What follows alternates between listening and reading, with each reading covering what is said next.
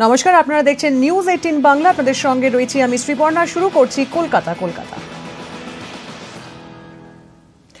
আদালতে আত্মসমর্পণ শোভন চট্টোপাধ্যায়ের স্ত্রী রত্না চট্টোপাধ্যায় আজ সকালে আলিপুর আদালতে আত্মসমর্পণ করেন মেয়র পত্নী। যদিও এরপরই তাকে জামিন দেন বিচারক। স্ত্রীর বিরুদ্ধে চুরির অভিযোগ করেন খোদ শোভন চট্টোপাধ্যায়। জামিন অযোগ্য ধারায় মামলা রুজু হয়। আপনাদের আরো একবার জানাতে চাইব, আদালতে আত্মসমর্পণ শোভন চট্টোপাধ্যায়ের স্ত্রী রত্না চট্টোপাধ্যায়। এই বিষয়ে বিস্তারিত জানবো অর্ণব হাজরা, প্রতিনিধি এই মুহূর্তে টেলিফোনে। অর্ণব, কি আপডেট? দেখো, যে খবরটা নিয়ে এই মুহূর্তে কলকাতা পুরসভার অন্দরমহলে সব থেকে বেশি ফিসফাস এবং যে বিষয়টা নিয়ে শহরবাসীও বেশ কিছুদিন মুমূর্ষু হয়ে পড়েছে, তা হলো মেয়র স্ত্রীর মধ্যে ঘটনা। সেই ঘটনায় 6 নভেম্বর বর্ণশ্রী থানায় খোদ মেয়র শোভন চট্টোপাধ্যায়, তাঁর স্ত্রী এবং পরিবারের কয়েকজন সদস্যের বিরুদ্ধে চুরি সহ একাধিক জামিন অযোগ্য ধারায় মামলা রুজু করে। সেই ঘটনায় আগেই আগাম জামিন মঞ্জুর করেছিল আলিপুর জেলা বিচারক। সেই জামিনের শর্ত মেনে আজ রত্না চট্টোপাধ্যায় আলিপুর আদালতে এসে আত্মসমর্পণ করেন এবং তার যে বেল বন্ডের টাকা, সেই টাকা তিনি জমা দেন এবং সেই মোতাবেক রত্না চট্টোপাধ্যায় এবং তার পরিবারের অন্য সদস্যরা একই সঙ্গে আত্মসমর্পণ করে শর্ত সাপেক্ষে জামিন নিলেন। অর্থাৎ যে মামলাটি 6 নভেম্বর শুরু হয়েছিল, সেই মামলায় আজ পাকাপাকিভাবে আগাম জামিন পেলেন। এখন এই মামলায় তার আর গ্রেপ্তারির কোন রকম আশঙ্কা রইল না। অন্যদিকে যে বিষয়টি ডিভোর্সের যে মামলা, অর্থাৎ মেয়র শোভন চট্টোপাধ্যায় তার স্ত্রীর বিরুদ্ধে যে ডিভোর্সের মামলা করেছে, তারও বেশ কিছু ডেভেলপমেন্ট আজ হওয়ার একটা সূত্র কথা আমরা জানতে পারছি যে আলিপুর জেলা বিচারকের কাছে আজকে যেতে পারেন মেয়র শোভন চট্টোপাধ্যায়, পাশাপাশি তার স্ত্রী রত্না চট্টোপাধ্যায়ও। যদিও আর ঘন্টাখানেকের সময়ের অপেক্ষা, তারা আদতে সেখানে যাবেন কিনা, অর্থাৎ তারা মিউচুয়ালি বিষয়টার মধ্যে আগ্রহী কিনা এটাকে মীমাংসা করে নিতে, নাকি তারা চাইছেন ডিভোর্সটা ফাইনালি করে নিতে, সেটা আর ঘন্টাখানেক পরই স্পষ্ট হবে আলিপুর জেলা বিচারকের এজলাসে। আমাদের সঙ্গে টেলিফোন লাইনে ছিলেন আমাদের প্রতিনিধি অর্ণব হাজরা।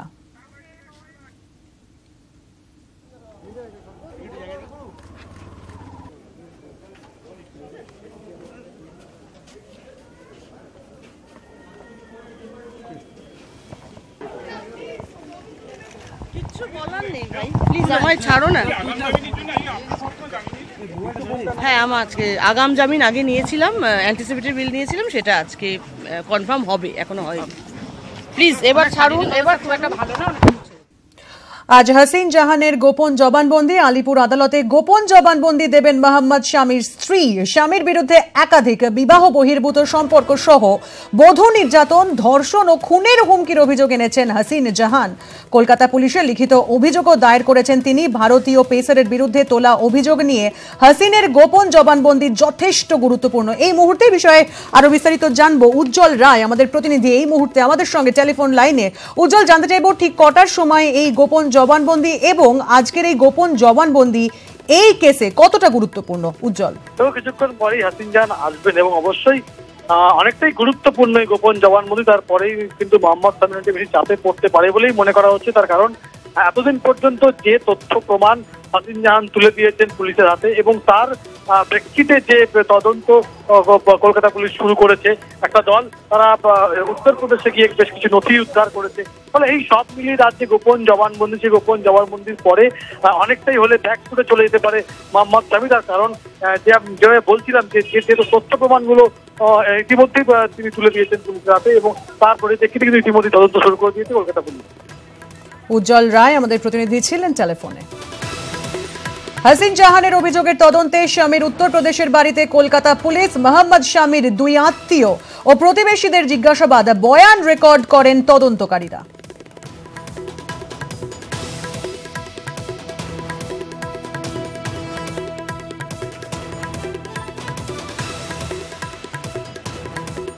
হাসিন জাহানের অভিযোগের তদন্তে স্বামীর উত্তরপ্রদেশের বাড়িতে কলকাতা পুলিশ। মোহাম্মদ শামীর 2 আত্মীয় ও প্রতিবেশীদের জিজ্ঞাসাবাদ, বয়ান রেকর্ড করেন তদন্তকারীরা। স্বামীর প্রতিবেশী ও আত্মীয়দের জিজ্ঞাসাবাদ, স্বামীর 2 আত্মীয়কেও জিজ্ঞাসাবাদ এবং পাশাপাশি এই আত্মীয়দের বয়ান রেকর্ড করেছেন তদন্তকারীরা।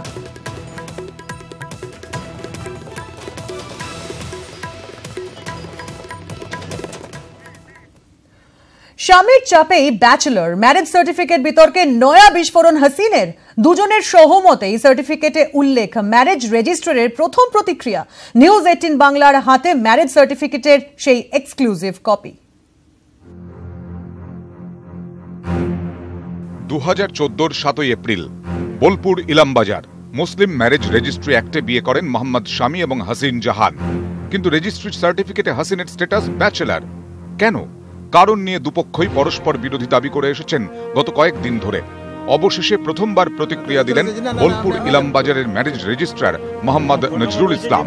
স্বামী হাসিন দুজনের তথ্য মিলেই সার্টিফিকেটে সই হয়।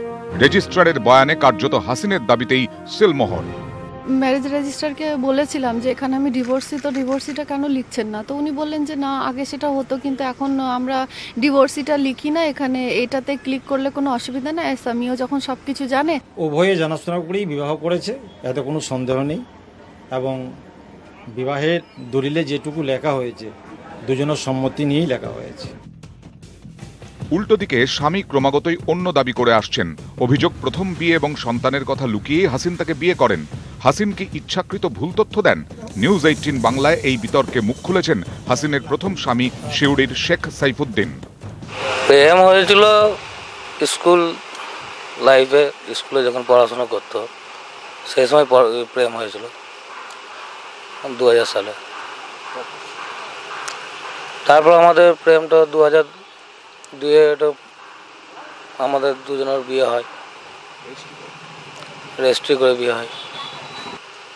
তথ্য গোপন করা তো উচিত নয়, এবার কতটা সত্য মিথ্যা সে তো সামনেই আসছে, আমরা দেখতে পাচ্ছি। হাসিনের দাবি পারিবারিক তিক্ততা এড়াতেই স্বামীর সঙ্গে কথা বলে নিজেকে অবিবাহিত হিসেবে সার্টিফিকেটে লিখেছিলেন। এমনকি তার সন্তানদের সঙ্গেও বিয়ের আগে থেকেই পরিচিত ছিল স্বামীর। বিতর্ক শেষমেশ আদালতে গড়ালে গুরুত্বপূর্ণ হতে পারে এই ম্যারেজ সার্টিফিকেট। তবে নিউজ 18 বাংলার তুলে ধরা সার্টিফিকেটের কপি যে আসল, তাতে সেলমোহর দিয়ে গেল রেজিস্ট্রারের প্রতিক্রিয়া। ক্যামেরায় সঞ্জয় মণ্ডলের সঙ্গে সৌজন মণ্ডল, সুপ্রতিম দাস এবং প্রদীপ্ত গোস্বামী, নিউজ 18 বাংলা। স্বামী বিতর্কের তদন্ত এবার টিম ইন্ডিয়ার অন্দরমহলেও। কলম্বো থেকে ফিরলেই শাস্ত্রীর সঙ্গে কথা বলবেন নীরজ কুমার। প্রোটিয়া সফরে স্বামীর সতীর্থদের জিজ্ঞাসাবাদের সম্ভাবনা। মঙ্গলে বোর্ডকে অন্তর্বর্তী রিপোর্ট। নিউজ 18 বাংলার খবরে চাঞ্চল্য ক্রিকেট মহলে। স্বামী তদন্তে রবি শাস্ত্রীকে জিজ্ঞাসাবাদ করবেন নীরজ কুমার। একই সঙ্গে জিজ্ঞাসাবাদ করা হতে পারে স্বামীর সতীর্থদের। স্বামীর সঙ্গে দক্ষিণ আফ্রিকা সফর করা 3-4 জন ক্রিকেটারের সঙ্গে সোমবারই কথা বলতে পারেন বোর্ডের দুর্নীতি দমন শাখার গোয়েন্দারা।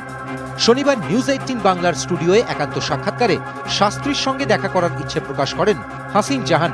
প্রশ্ন তোলেন ভারতীয় ক্রিকেটারদের নৈশ জীবন এবং শৃঙ্খলা নিয়েও।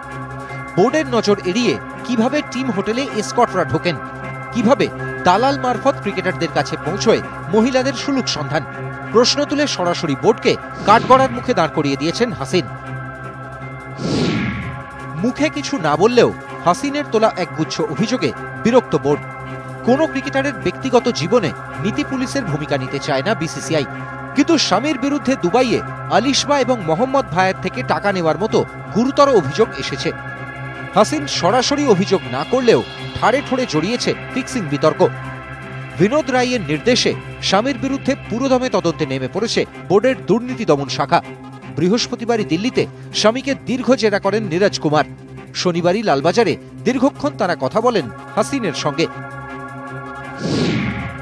কলম্বোয় নিদাহাস ট্রফির ফাইনাল খেলে সোমবারই ভারতে ফেরার কথা শাস্ত্রী রোহিতদের। তারপরই চলবে জিজ্ঞাসাবাদ পর্ব। মঙ্গলবারের মধ্যেই বোর্ডকে রিপোর্ট পেশ করার কথা দুর্নীতি দমন শাখার।